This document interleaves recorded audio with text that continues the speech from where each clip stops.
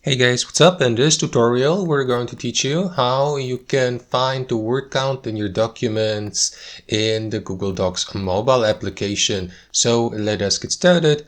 Alright guys, so launch the Google Docs mobile app. Let me access it on my Android.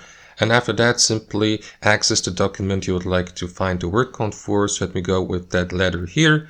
Wait for it to finish loading.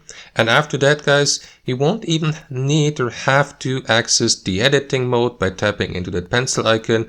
All you will need to do is simply tap into these three dots in the top right corner, tap into word count here, and after that, you will be given access to the word count so that you may check how many words the given document contains. In this case here, for example, 144 words and 914 characters and 787 characters excluding spaces, guys. So that's it. That's how it works. Thanks for watching and have a wonderful day.